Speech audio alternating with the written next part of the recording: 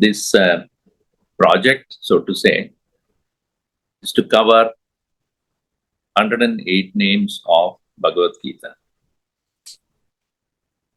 We have completed 8 of them out of 108.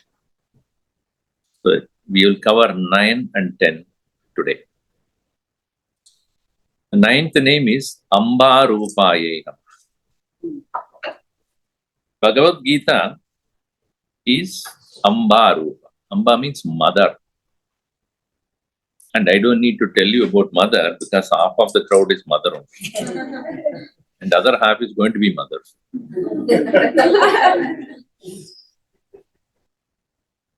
The very word Ambha means, in Sanskrit, Ambyate snehena upagamyate idi Amba. One who approaches with love. There are many ways to approach any problem. Every problem need not be a war, or a confrontation, or a fight, or a battle. So motherhood is that where it can be approached with love, with compassion. So Gita is one, even though it was given out at the battlefield. But Bhagavan gave to Arjuna with so much love. Why am I talking to you? He said, Bhaktosi me sakha chayidi rahasyam etaduttam. Pravakshami. I am giving it to you because you are my bhakta. You are my friend. And how do you approach a friend? With love, with concern. So Arjun was really baffled and confused what to do. But Bhagavan gave with love. And entire Bhagavad Gita is Mata Rupa, Amba Rupa. I came across one composition, Amba Pancharatna Stotra. What is a mother?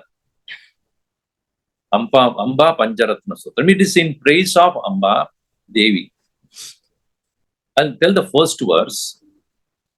Amba Shambara Vairatata Bhagini Sri Chandra Bimbanana Bimboshti Smidavashini Shubhakari Kadamba Vatya Shrita Tingkarakshara Mantra Madhya Subhaga Shroni Nitambangita Mamamba Puravasini Bhagavadi Heramba Matavatu.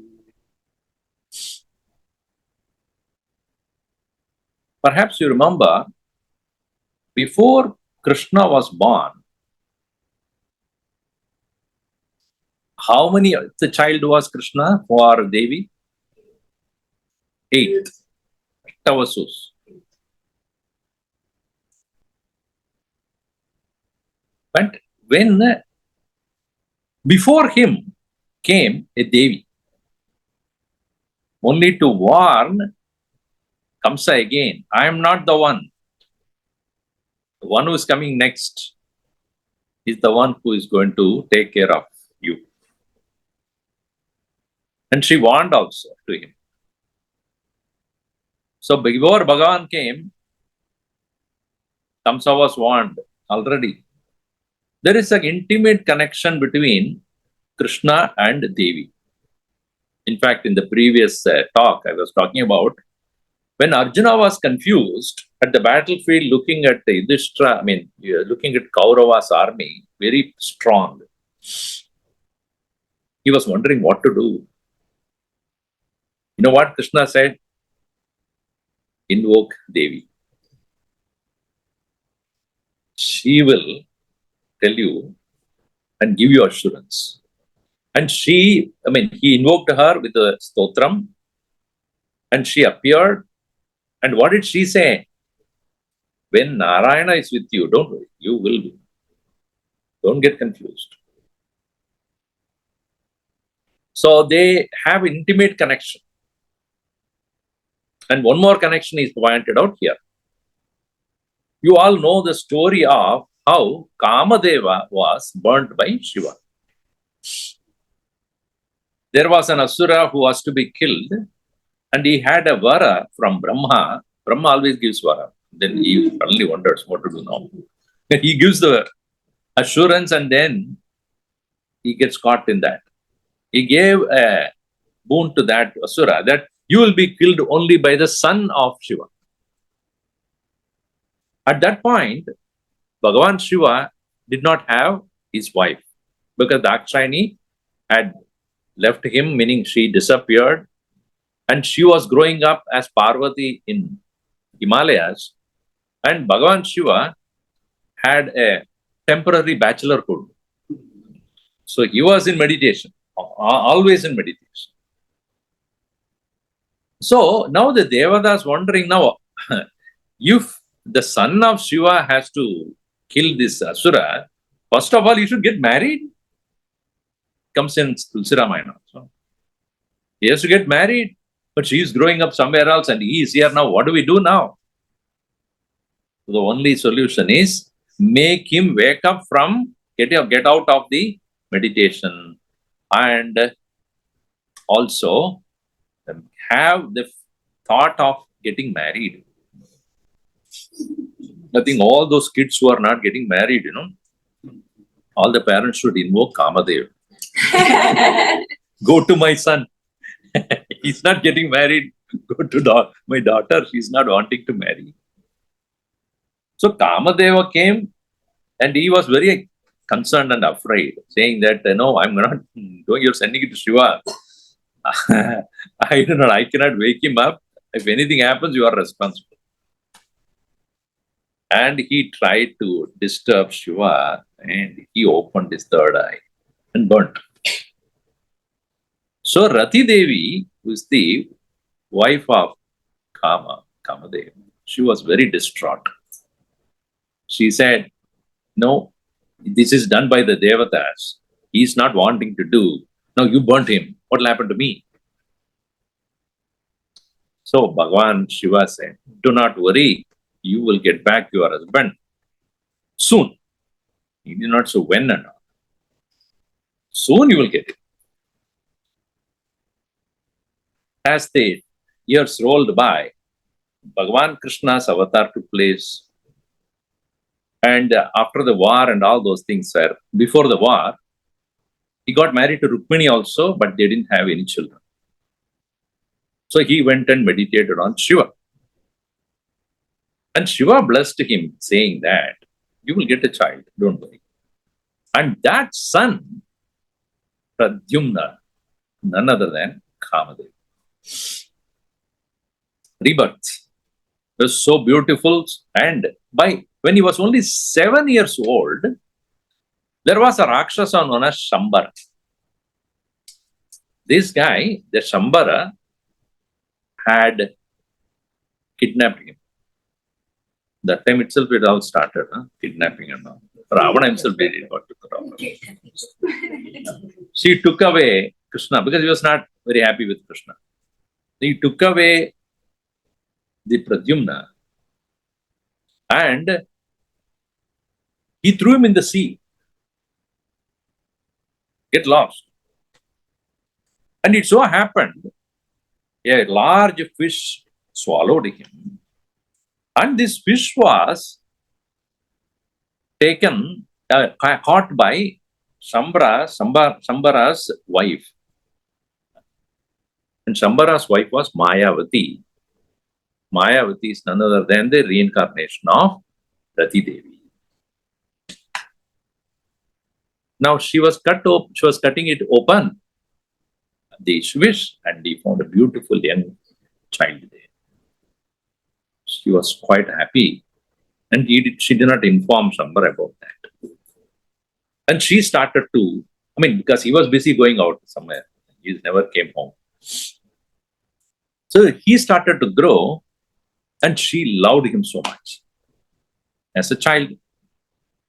And this was going on.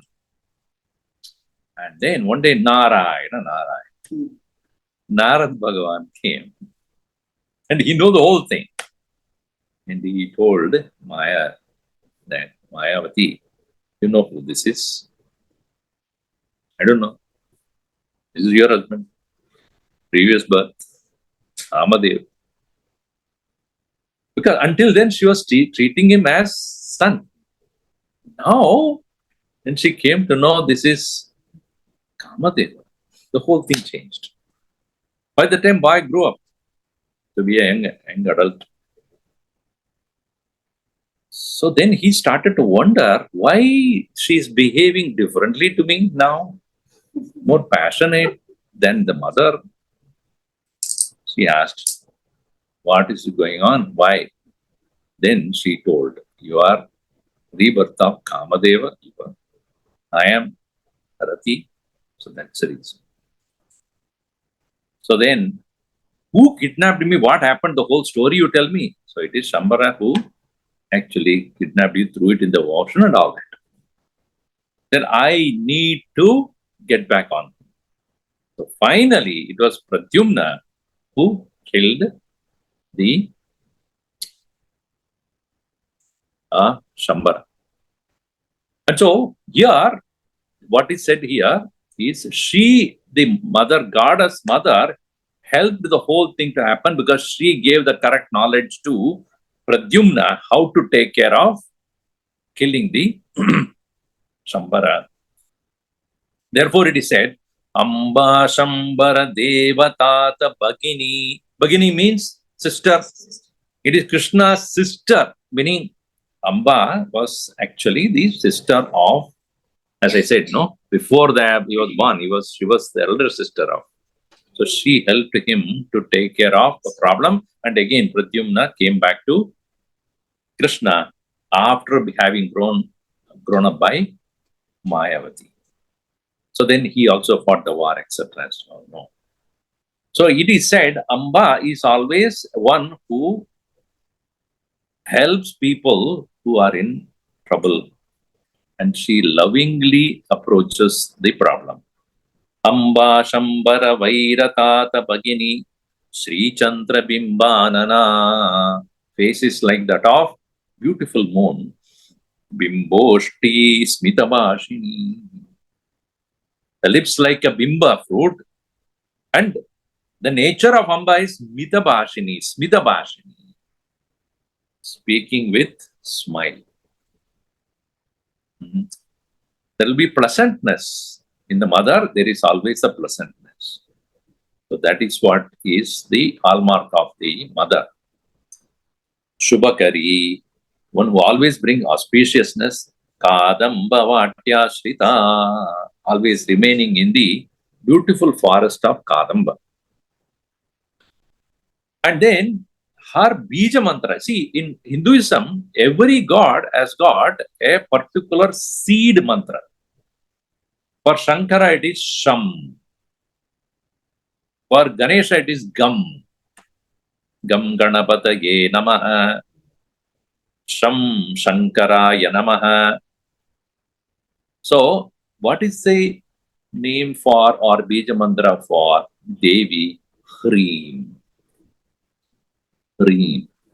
It consists of Ha, Ra, E and Ma. Three. Ha, H, R, R and E. Hreem. And Ha means our physical body, gross body. Ra is our subtle body, mind, intellect, etc., which we can't see. And E is our Vasana kosha, or what is known as causal body. And is beyond this. That is to say, I invoke Devi by this Bija mantra, who is residing beyond these three bodies, meaning she is Shariratraya Atida Swarupini.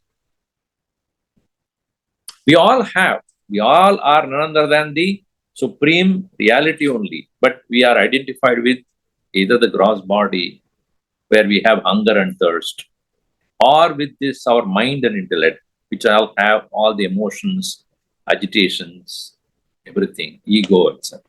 Or we are so identified with our Vasanamaya kosha, where we have the very strong latent desires. She is beyond that. That's why it is Reem. Tinkara madhya mantra madhya subhaga Shroni nidambam gita. Beautiful physical features also given here. She's the most beautiful in the form. And Mamamba Puravasini Bhagavati Heramba Matavatu is mother of Ganesha, who is the destroyer of all obstacles. So that mother I salute. So Gita is also considered as mother. That is the name that we are looking at. Ambatvam anusantatami Bhagavad-Gita bhavatveshini. Amba word in Tamil become Amma and Malayalam become Ammai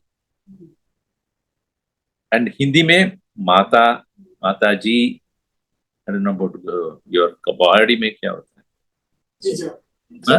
Ija. Ija. Most of them have the Ma element. Maji, Mata. Another meaning for Amba is means to serve, to help. Amyate means to help. So here it is said that the motherhood is there in everyone. It is said that in our Shastra that a man is already half a woman only. Yeah. And a woman is half a man only. That's why the Ardhanarishwar. Because after all, we are all born of mother, the mother element should be there in us. But a man identifies his manhood more than the motherhood or the womanhood. And women identify more of the women than the mother by the father. So, we are a combination only. Otherwise, there cannot be, if two things have to come together, there must be a common element. Without that, it won't come together. Chemically speaking also. You try to mix water and oil, cannot. Why? Because they don't have a common element. There should be a common element because of which they can come together. So the man has got a woman in him which gets connected to the mother. Similarly, the woman has got a male element in her. That's why she can. So you will see most of the girls attached to the father more than the mother. You would have found that. Daughters are always fond of the father. Mother, but most of the boys are so connected to the mother. It's always the case. Mama's boy, yeah. Mama's boy, most of them are. So, it is said, Amyate means one who helps, one who serves. Amyate iti Amba. So, there is one more verse here. Yata sarvagato vayuhu damanena vibhavyate tataiva avahanat vyaktim amyate parameshwari. So, when you take a wood and start to use it as a fuel, when you start, it starts with smoke. A lot of smoke comes out. And what do you do to make the fire come out? You start to slowly blow. Right? When I was growing up in the village, I go to the village during the summer occasion. And during those times, they were using only wood stove. And I remember my great-grandmother, who used to make excellent food, and she would get up at around 4 o'clock or so. And she would start the stove and with the wood, etc. And she will use a small, like a flute. And that is my wake-up call. She makes this and the smoke also will start coming, and then you can smell and you will get up. So just like the fire hidden inside the wood will start coming out by removing the smoke. So therefore, yata sarvagato vayuhu damanena vibhavyate tata eva avahanat Vyaktim amyate parameshwari. Avahanam means that way of, like the way you blow the air through that very small tube. In that way, you must invoke her slowly, and then the smoke will release and the fire of her presence will appear. And fire always gives first warmth. When you go near it, the warmth is there. Because when you put your hand, it will burn. That's a different thing. So mother is also so warm, you must approach her with great humility. Similarly, yata sarvagato vaknihi matanena vibhavyate tadeva avahanat vyaktim namyate parameshwari. In the Vedic times, for starting the yajna where the fire is involved, they don't use lighters or the matchbox. What they do is they start rubbing two woods. It's called matanam. So there will be a cup, wooden cup above and wooden cup below. It's called arani. So they will take the wooden rod and start churning. It's called matanam. Then the fire will come.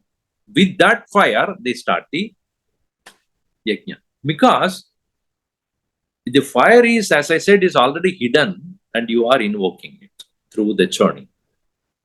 In the same way, Bhagavan is in all of us. By correctly doing the matanam called mananam, reflection, you start expressing the Lord. So therefore, yata sarvagato vakni, even though vakni is everywhere, matanena vibhavyate. By churning, it comes out. In the same way, avahanat vyaktim amyate parameshwari. So when we go to any temple, we have to make our mind tuned to that form. Don't worry about who has come, who has not come, what prasad is there and all. Don't worry about it. Tune your mind to that Lord, and if you invoke her in your mind, you will see even the form which is physically a stone only, you start seeing Goddess there. This is why Ramakrishna Paramahamsa, he had what form? Kali. It's a terrible looking form. But what did he see?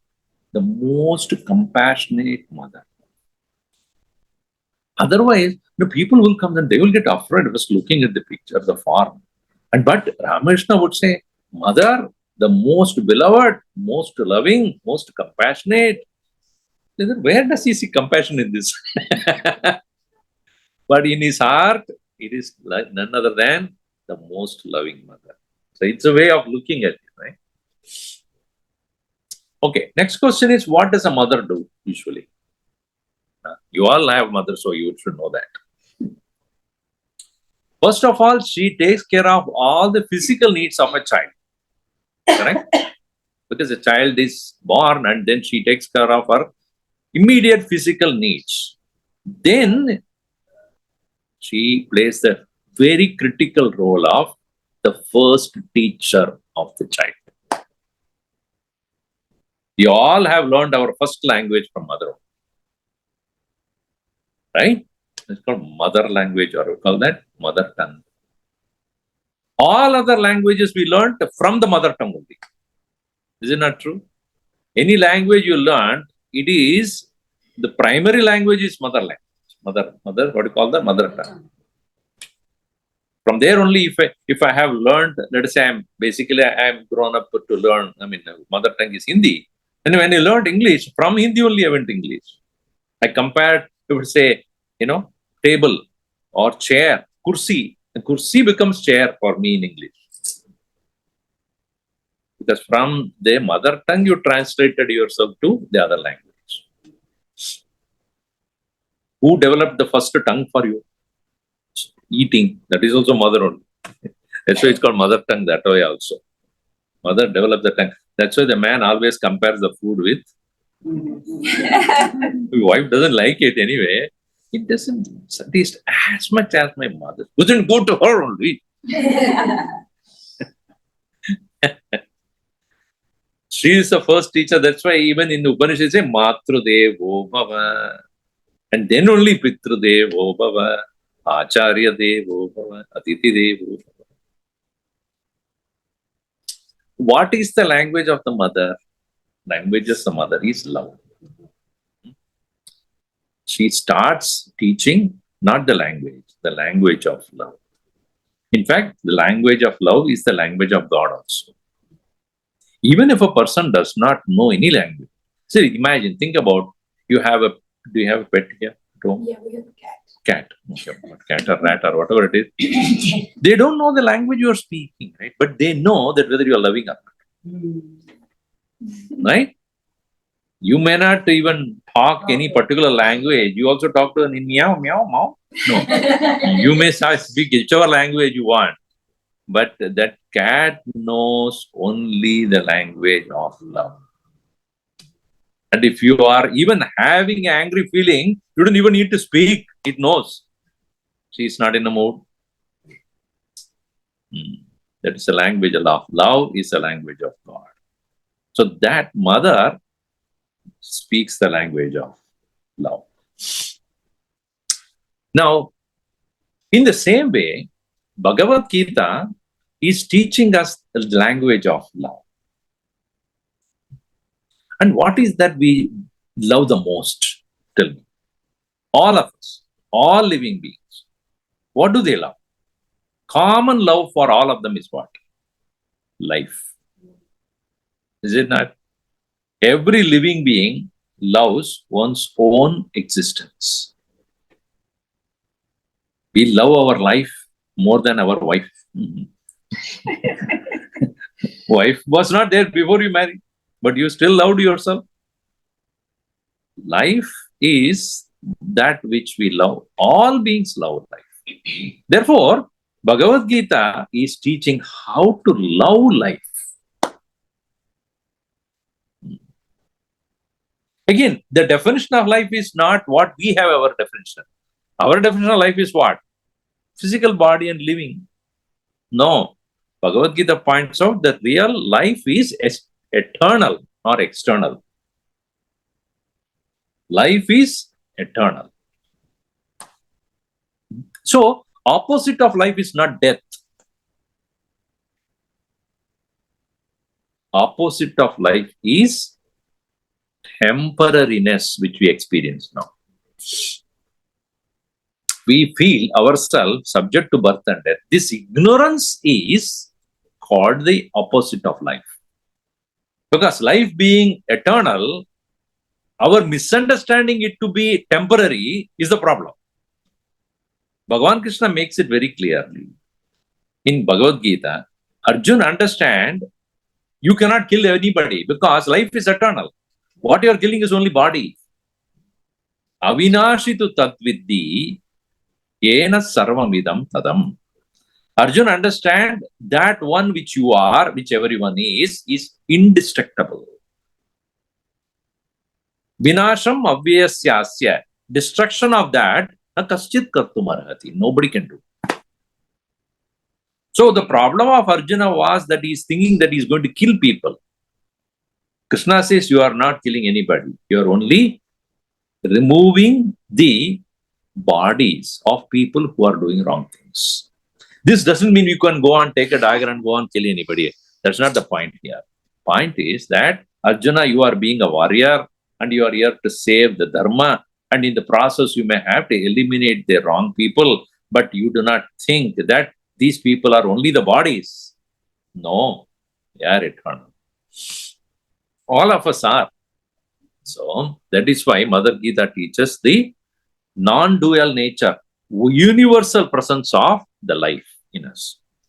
That brings us to the next name, Advaita-amrta-varshinyai Namah. Advaita means it is not two, it is only one. Life is one, its expressions are many.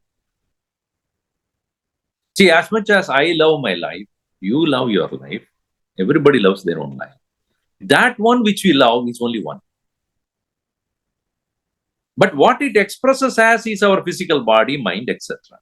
So instead of loving the one which is eternal and one, we are loving that which is ephemeral, external, temporary. So Advaita philosophy He's talking about the oneness of everything. It is not the contribution of only Shankaracharya. It is there even in the Upanishad time. And Bhagavad-Gita also talks about the Advaita nature of the entire truth.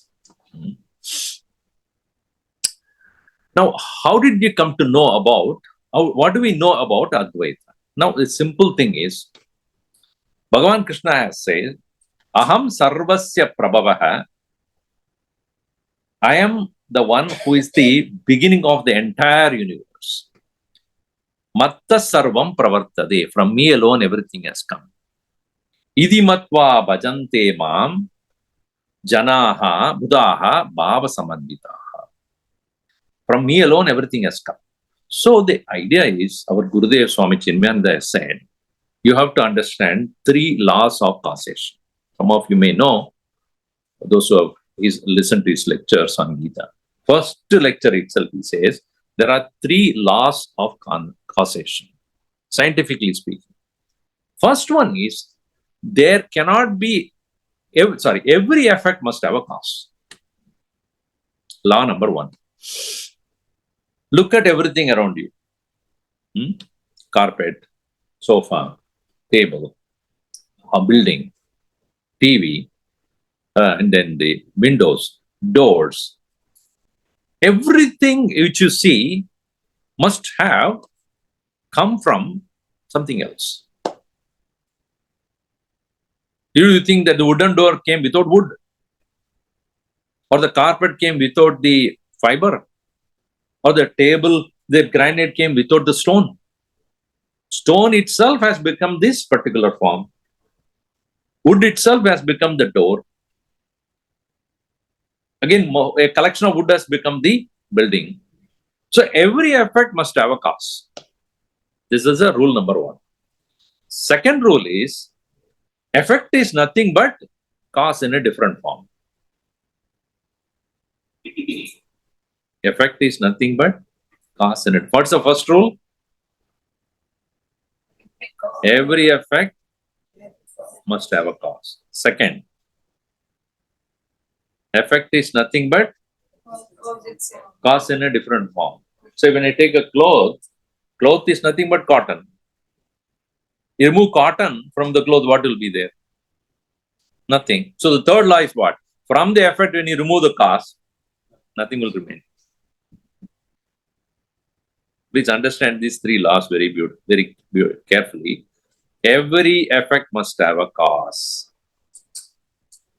Effect is nothing but cause in a different form.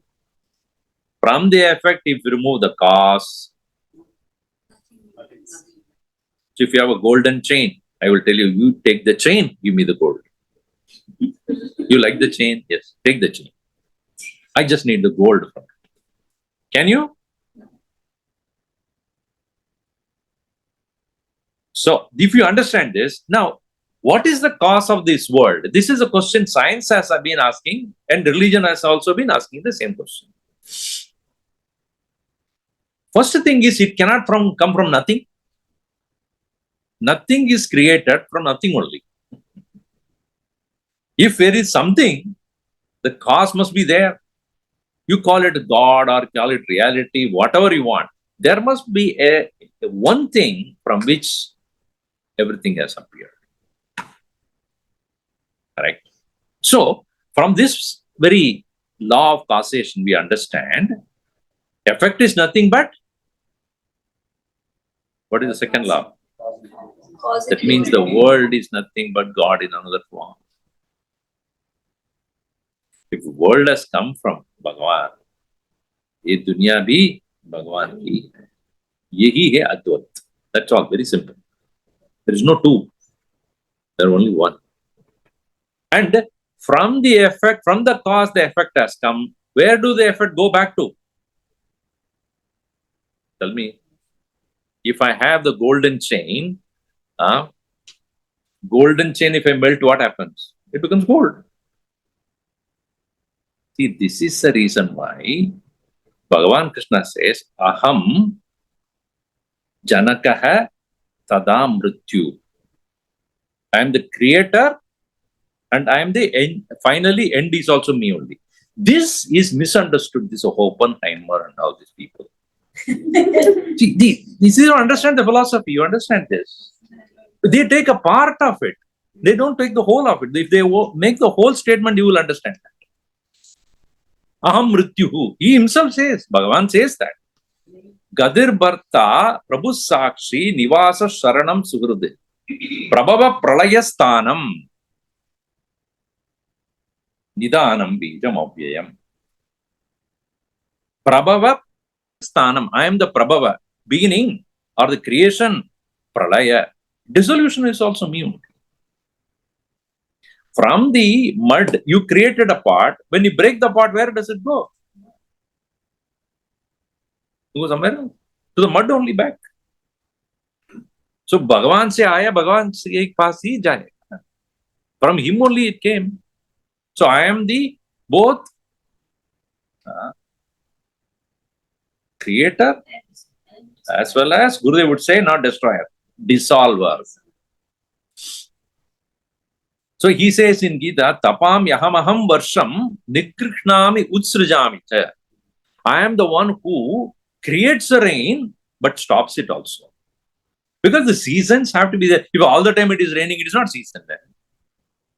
Every season is means what? Something happens and then stops. Something else happens, then stops. So I am the one who starts, I am the one who stops it. If all the time winter means there is no vegetation would be. If all the time vegetation means there is no water also. Water has to be there. So there should be rain, there should be summer, there should be spring, there should be... So the seasons only prove that nothing remains the same. It keeps moving. And every time Gurudev used to say, from one condition to the next condition is called mrityu, death. So death is a part and parcel of life. You cannot say death is opposite of life. No, death is a happening in life. Death is it is not full stop, it is comma. It starts with the next one. Your child has to die as a childhood has to die, then only you become a teenager. The teenagerhood should end to become an adult. So the previous condition has to be removed for the next condition to start. So we only look at the end of the previous condition, and that enables actually to go to the next condition. She has to finish her schooling. As far as the student in the school is dead, then she has become a university student. So you take out of context, what happens then? Amrutam chaiva mrityuscha. I am the Amrutam, immortal. I am the death as well. This is what is the portion of that what they took is Mrityuhu Aham. Finished. But Gita also says, Krishna says in Gita, he is death. You don't understand the whole context. He says, Mrityu sarvaharashchaham udbhavascha bhavishyata. I am the death of everything, but at the same time, I am the one who creates the successive prosperity also.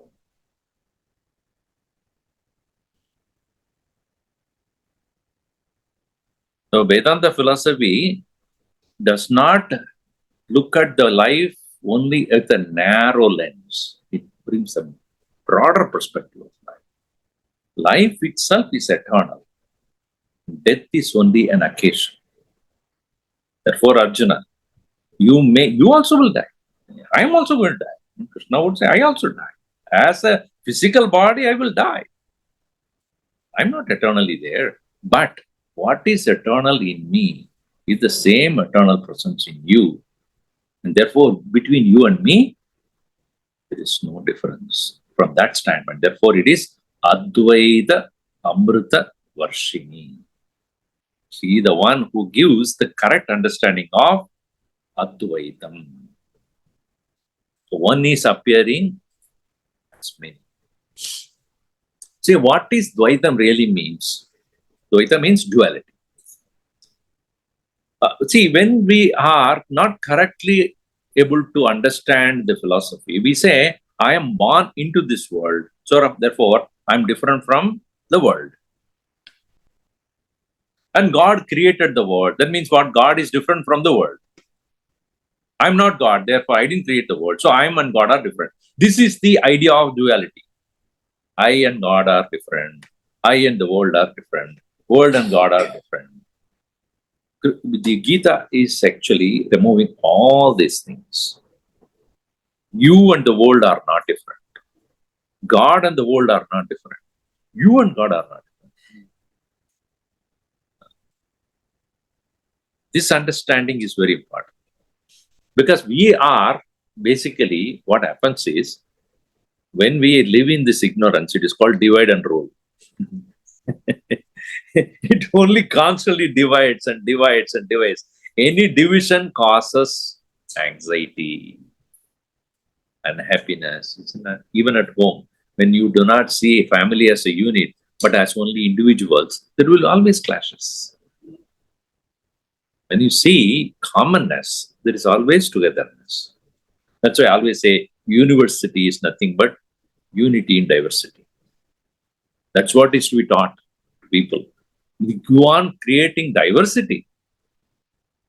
Then you have hatred based upon race, based upon color, based upon caste, based upon the gender, based upon language, based upon country. There is so much we divide ourselves.